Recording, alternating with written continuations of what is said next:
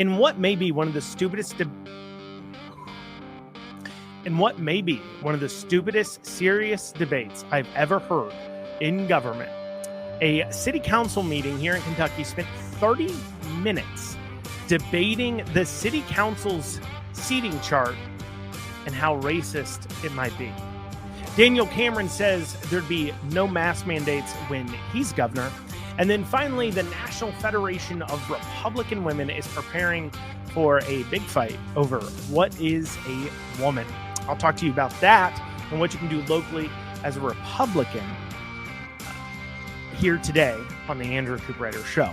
But before we dig into it, please make sure you like, comment, share, subscribe. As always, I'm your host, Andrew Cooperrider, and if you're listening to this in a podcast form, remember to leave a review. And for all of you listening on Facebook or Twitter or YouTube, and you love listening to the show, but you want to be able to take it more so on the go, listen to your car on your way home, whatever it may be, you can always listen to this in the podcast form on all major podcasting platforms, including Spotify, Apple, Pandora, iHeart, Amazon, Google Podcasts, wherever podcasts are listened to. Just search Andrew Cooperrider and you should be able to find me.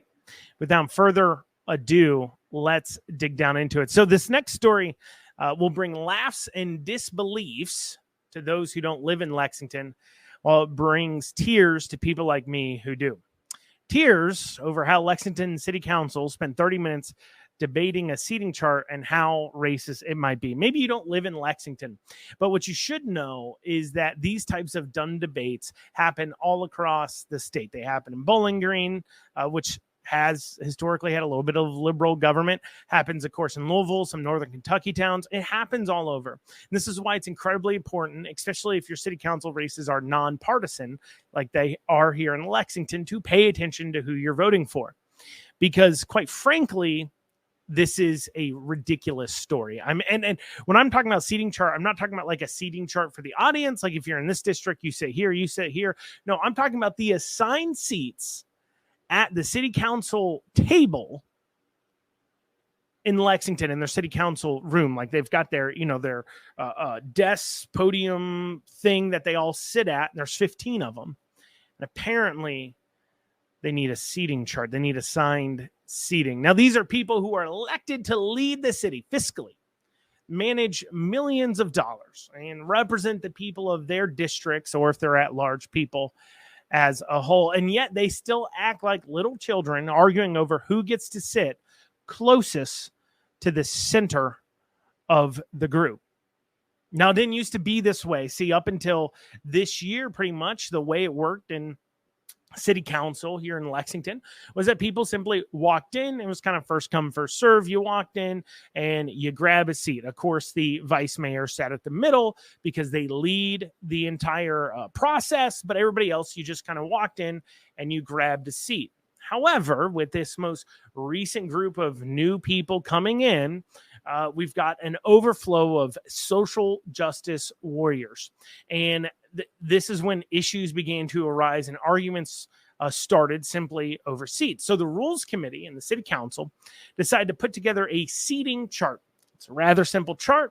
All it did was simply say, okay, we're going to number the seats 1 through 12, the amount of city council districts are. We're going to number it 1 through 12. And then the center will be the 2 at large on one side, and then the vice mayor in the center, because the vice mayor is voted on, is the largest vote getter at the at large seats. Simple enough. Seating chart just numbered out. Okay, now we don't need to argue about it. Should be simple and straightforward. However, this simple solution became a rather large debate that, by the way, still isn't solved. And after a overarching presentation that was made to the city council about all of their kind of rules, they talked about a few issues, but they really spent a lot of time on this seating chart. And Councilmember Brown is going to kick us off with this little comment here hinting at what might be coming down the pipe. Councilmember James Brown. Thank you, Chair. And thank you, Stacy, and Councilmember Baxter for your work on this, and all the other committee members. I especially like the table of content. I don't know who laid it out, but that's very helpful. And I may bring an amendment, well, I will bring an amendment to the seating chart, and it's going to be something that's seniority-based.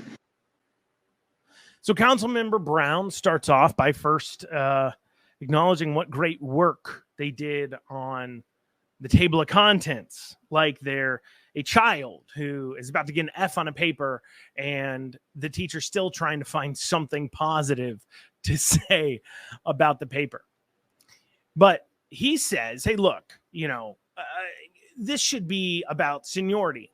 I guess those who have been there longer get to sit closer to the center, is what he's claiming. I guess the center is where you want to be. I don't really know, because after all, a seat is a seat. I mean, I guess you can whisper maybe to your seatmates next to you. And so by being closer to the center, you get the ear of the person at the center. That's all I could think of. But beyond that, beyond those two seats sitting right next to the vice mayor, I don't quite understand what the big deal is. I mean, do you get a special throne if you sit closer? Are the seats better?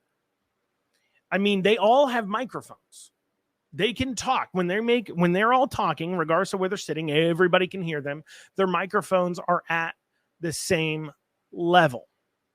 However, Councilman Reynolds, she now jumps in. Let's hear what she has to say on this ultra important issue.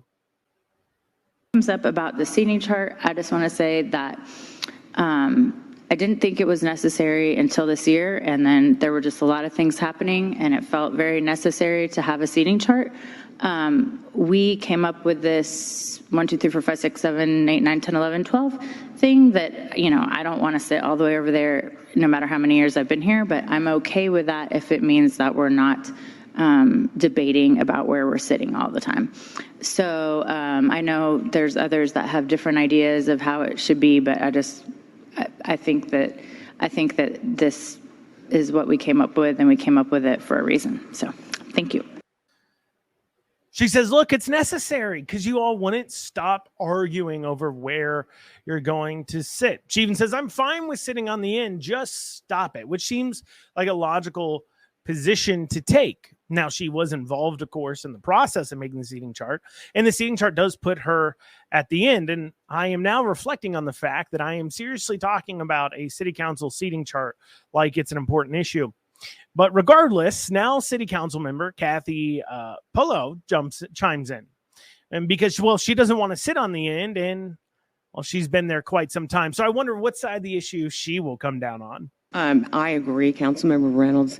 I do think we have to have a consensus or an understanding of how that works, because in the 7 years I've been here, it's pretty much whoever gets to the seat the fastest. And so I'm unspoken wise.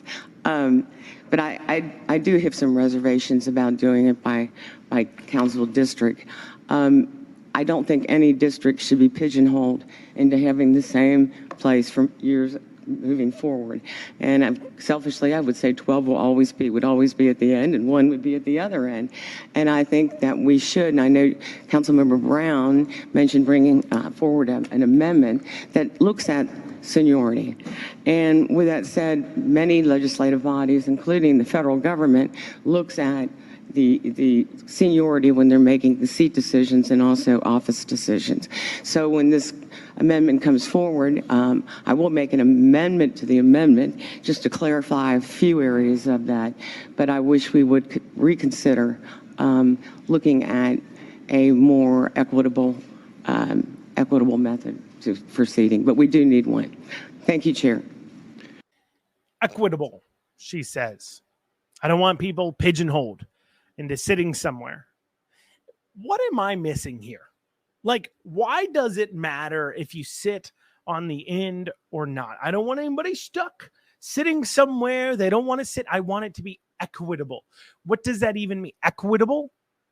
Equal would mean something, but equitable. How is it equitable? Do you want everybody to sit on everybody's lap? Would that make it more equitable for you? Should we stack them maybe, or rotate them? Do we do a random lottery draw? What is the amendment on the amendment that she's offering? Will it be you draw a seat out of a hat? So far, we have a debate between a numbering system or a seniority system. Well, now we get Councilwoman Fogel to chime in with a new thought on the proposed numerical seating chart, and that is that it's racist. Let's hear what Councilwoman Fogel has to say. Now here, this is a lengthier statement she makes. So we're going to grab parts of it and play parts of it and everything else as she's going through it. But keep in mind, Fogel's in District 1, which means she would be sitting a whole 6 chairs or so from the middle. Just keep that in mind.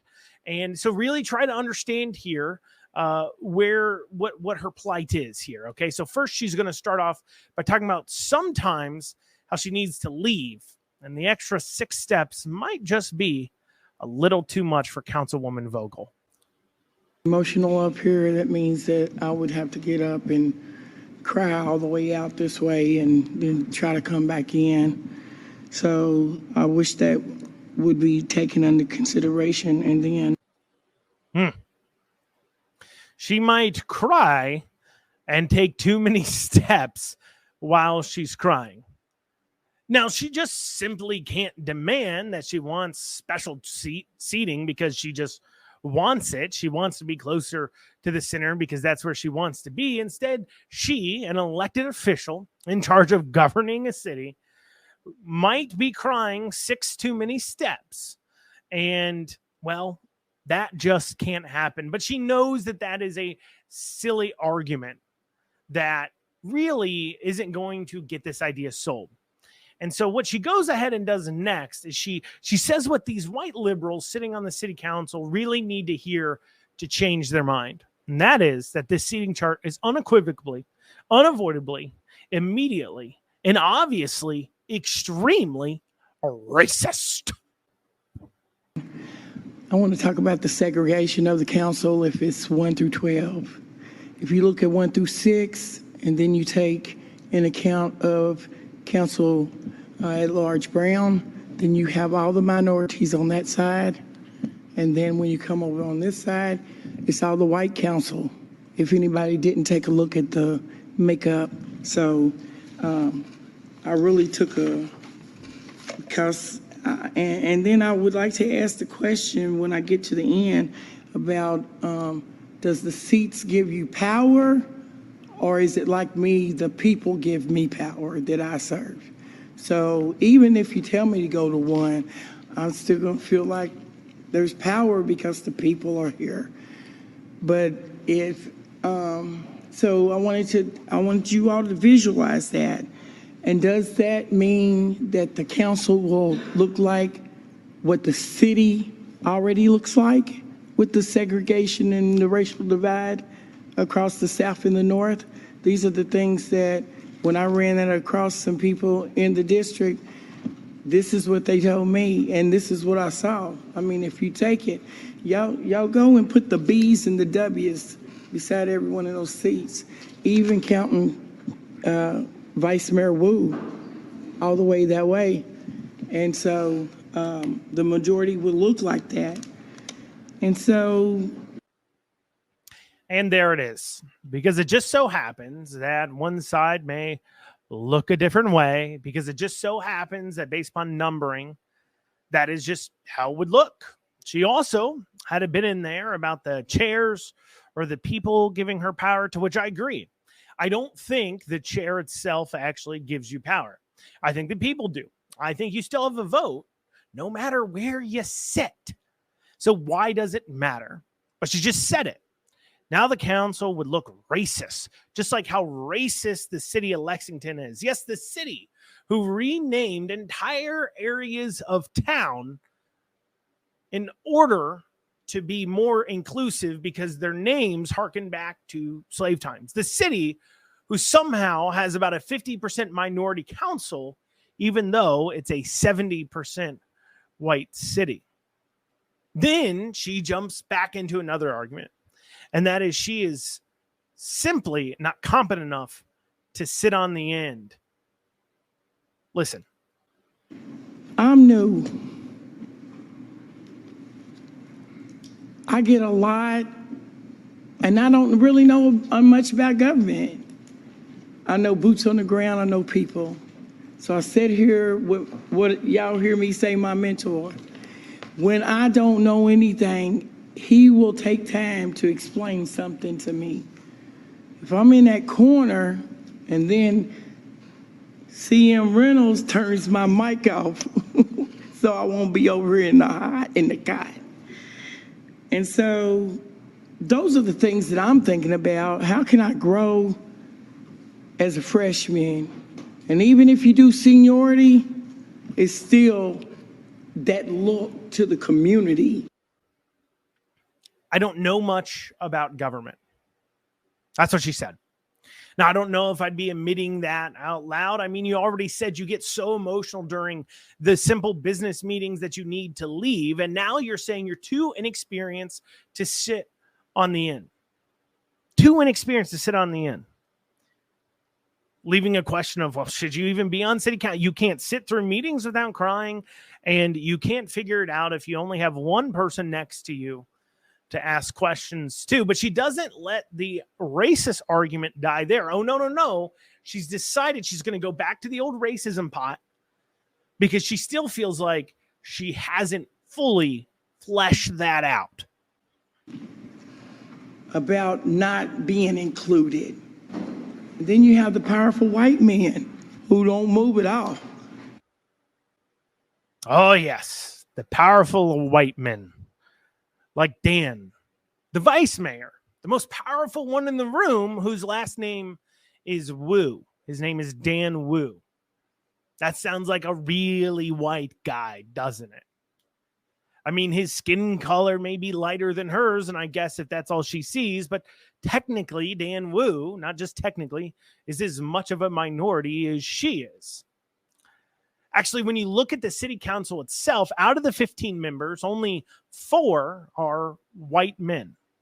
The mayor in Lexington is a woman. The vice mayor is Asian. 9 out of 15 of the city council people are women. If you can call this council racist, well, sheesh. It's full of women and minorities. There's literally 4 white men. But yet somehow that is still a council full of powerful white men. Now, if I was Dan Wu, I'd take some offense to this, obviously. After all, aren't you going after his heritage? Isn't that supposed to be so important? But of course, that's not what it actually comes down to. It's more the fact that, well, I just want to sit where I want to sit. She hasn't logically thought through the arguments, but the ridiculous of the statement doesn't stop there. No, Councilwoman Fogel swears that people in the community are aware of this issue and are paying attention. Listen. It doesn't matter where I am.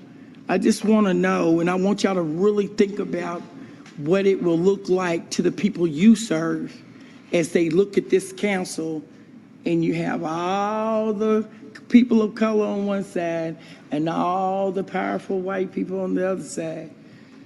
That's what my community is telling me, because I told them about the seating chart. And so I know there was a purpose behind this. Who in her district did she tell about the seating chart? And who cared? Her spouse? Her best friend? I really want to know who it actually was who gave 2 craps about the city council seating chart. Does she expect us to believe people are just walking down the street and they're seeing her and saying they have an issue with the city council seating chart? Who cares about the seating chart other than the 15 people in that room that saw fit to waste 30 minutes discussing this while spending our tax dollars? Instead of meeting this ridiculous point with all the lack of seriousness that a complaint like this deserves, instead, the response is exactly what you would expect from a whole lot of liberals. About the seating chart and how to assign people, we didn't take into account the people. We took into account the district numbers. And that seemed like the cleanest way to assign the seats. We didn't look at who was in the seat, so none of that was intentionally done that way. It was literally just by the numbers, and the people in the center stayed in the center because that's the at-large and the mayor and the vice. Now, first, she doesn't respond to that with outright scorn, but she does state a reasonable position. We just kept the two at-large and the vice mayor in the center because that's where they've always been, because, of course, they represent the entire city. They're elected at-large. And I just want to make a note here that out of the three at-large, you have Dan Wu, not a white guy. You have Councilman James Brown. He's a black guy. And then you have Chuck Ellinger, a white guy. So out of the three, only one of them is actually white. But, of course, that goes over everybody's head. However, even though you just stated that very reasonable position of, look, we just seated him, we didn't care about who was sitting in it, you said the wrong thing, because Councilman Fogel doesn't like that. She doesn't like you saying you didn't bother to think of her while making her seat. And she fires back with this well thought through retort. What you just said, it's the ill intent or the not intentional that is really the subject, because on 3rd and Elmtree Lane, people call me all day long talking about the trash that's on that hill. They never call and say, they say, what are you going to do about that trash? But I've yet to hear somebody call me and say, what are you going to do about the people sitting by the trash? Ah, yes. She's managed to take a discussion about a seating chart and has now turned it into a discussion about the homeless problem in her district, which don't get Fogel started on, because she's the same councilwoman who chastised her constituents for when they, in their own businesses, were calling the police out to deal with the vagrants, violent, and destructive homeless people that were wandering onto their private property. They called the police out to deal with it. She chastised them for doing so, telling them they weren't caring enough. But what do we expect? We have a bunch of unserious people electing unserious people that don't actually want to solve the city's problems, but instead would rather wrangle a discussion about a seating chart to be about racism, equity, homeless people, and just not caring enough about the people in general. A 30-minute argument spent over a seating chart. It's like we're in 3rd grade again. Well, coming up, Cameron says no mask mandates when he's governor. We'll take a deep dive into that right after this short break. So Daniel Cameron was on the Terry Miner show in Louisville, and he had this to say about mask mandates. Let's take a listen. Talk that mask mandates may return. What do you think of that phrase, mask mandates, and the concept of that returning again, when we've seen all that? Everybody says trust the science, and we've gone through the whole prism of, well, the science really wasn't correct here. Yeah, I think that's a phrase you'll never hear Governor Daniel Cameron say, because we will not have mask mandates when I'm governor of the Commonwealth of Kentucky. Big words there. There will not be mask mandates in the Commonwealth of Kentucky when he is governor. So the question is, what does he mean by that? And what evidence do we have to follow that up with? As I covered yesterday, the governor on his own can only mandate masks for 30 days. Then it'd have to go for the legislature for approval. However, school districts like Louisville can mandate masks still. In fact, if you remember, they were one of the last to get back into school and the longest in all the country to continue to mandate masks. And they can do that because of the failure of the Republican legislature to get it banned. I covered this yesterday, as I said, but the legislature had the opportunity to pass a bill to ban schools from banning masks, and they failed to do so. So to say there will be no mask mandates, can the governor even do that? Well, yes and no. Obviously, he can say, I'm not going to have any mask mandates originating at the state level, so private businesses can choose to do what they want. However, he cannot guarantee that the schools won't mandate masks unless he uses the bully pulpit. Because now let me explain how the Republican establishment works. You see, the governor, as a Republican, would become the de facto party leader, sort of, in the state. McConnell still holds a big role there, but he would become kind of a de facto leader of the state, setting a policy for the legislature to follow. And it's impossible for the legislature, just establishment legislative people, especially those in leadership, they don't do very well attacking publicly of other Republicans. They will hide from it. They won't talk about it. They'll try to shirk it off.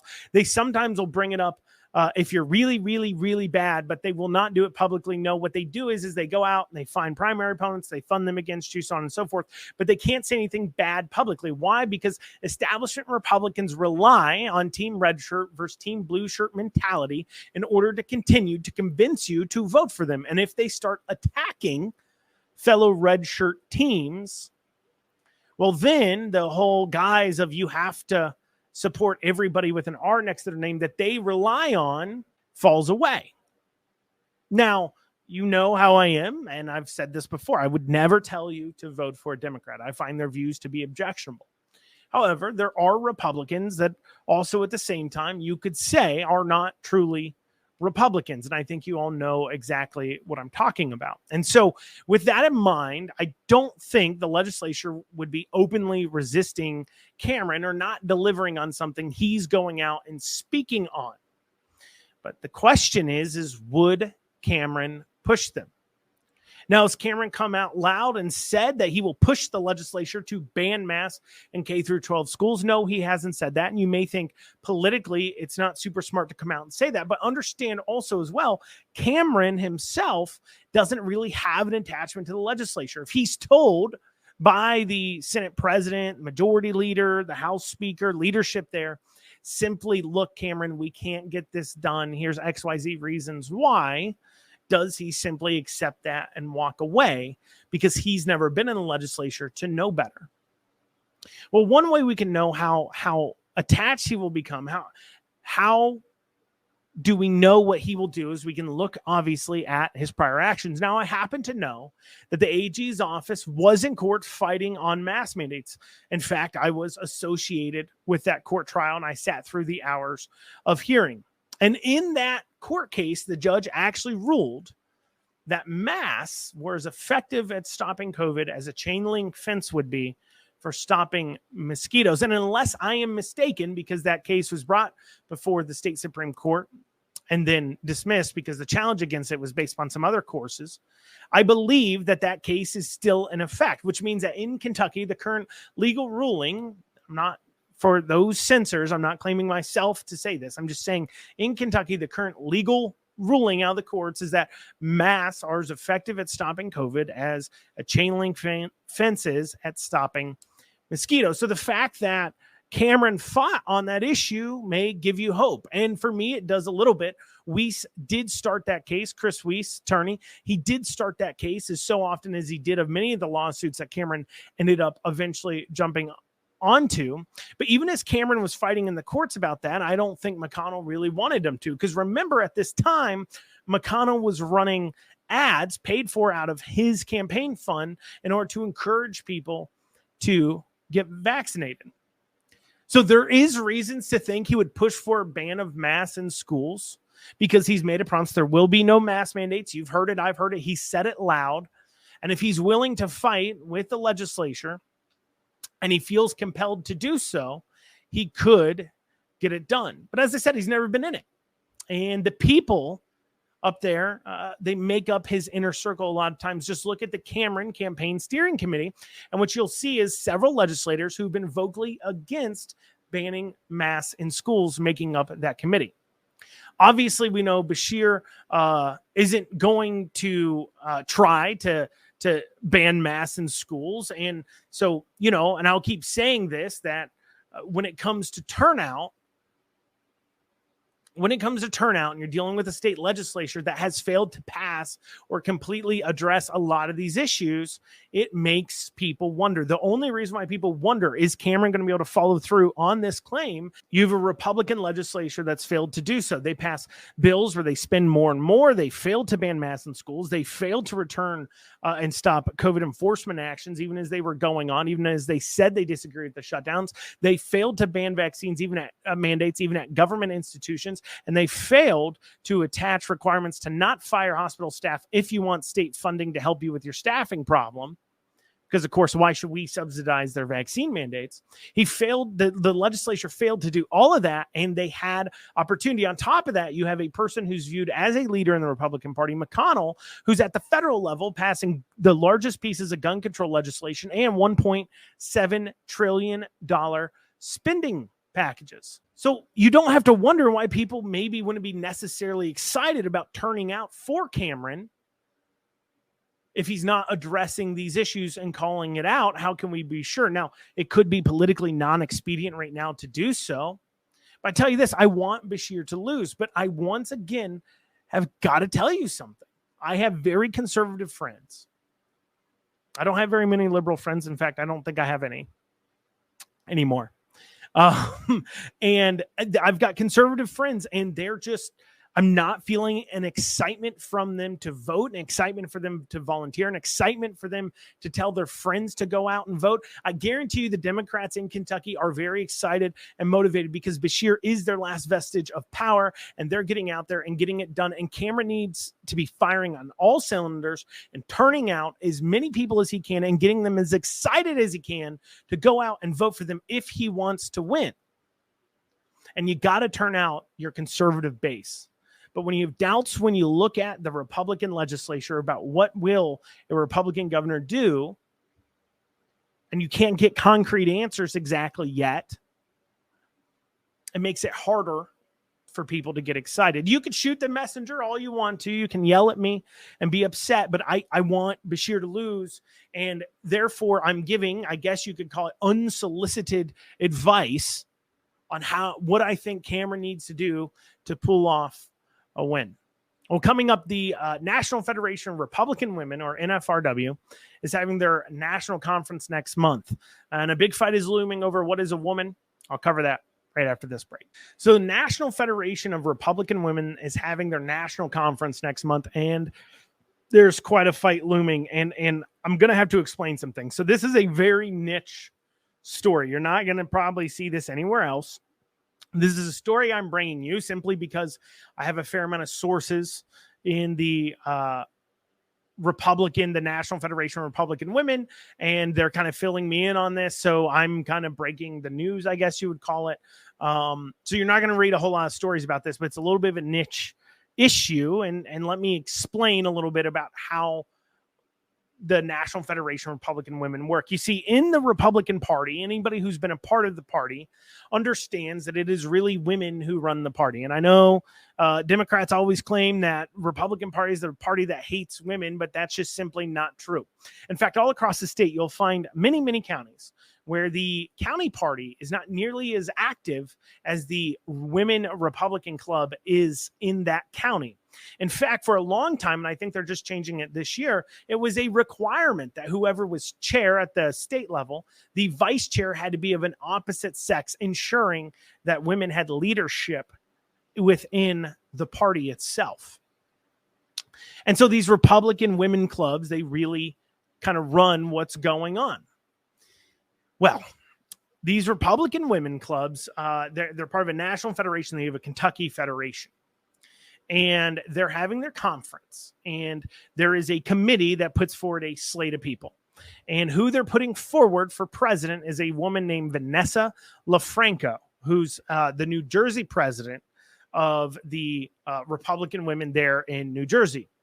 And she is slated, like I said, by the nominating committee to be the one. And normally that's just easy. Once the nominating committee picks you, you're kind of there. They don't pick somebody else. You can run somebody what's called from the floor, meaning somebody else gets nominated to run against them. But generally speaking, it's a done deal. However, it's gotten a little more difficult because you'll see Vanessa LaFranco believes that trans women or men who've decided they're women are women.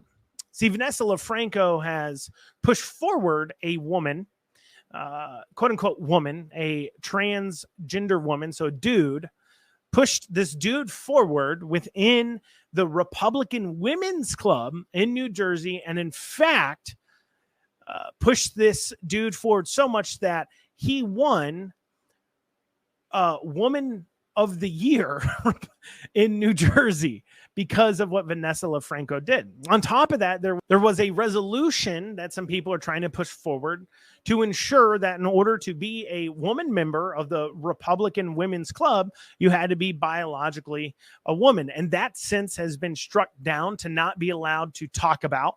And so now the women are concerned that the Republican Women's Club is being taken over by these liberal predations, so much so that a woman named Julie Harris from Arkansas plans to challenge from the floor, which hardly ever happens. And the thought is she may, in fact, win. So what can you specifically do if you're a woman or even if you're a man?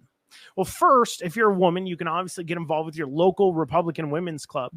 And then from there, make sure you tell the president how you feel about this issue so they can communicate it to the Kentucky delegation moving forward. Also, as well, if you are a person who knows women that live in other states, good Republican women, you can allow them to know what's going on and push them to also vote for Julie Harris instead of Vanessa LaFranco, because the question becomes, what does our party stand for anymore? How can we claim to be the conservative party while pushing forward liberal social ideas? The entire point of the Republican Women's Club is about pushing forward women. Their job is to seek women to run for office, and their job is to support candidates. Their job is to make sure women are engaged in the political process. How can you say you're standing for conservative values in politics if you can't even define exactly what a woman is? And if you are going to look at a transgender woman or a man and say that's a woman, I challenge you to then give me your definition. Well, y'all, that's what we have time for today on the Andrew Cooperrider Show. I thank you all so much for joining us. Have a great rest of your day. We'll see you back here tomorrow.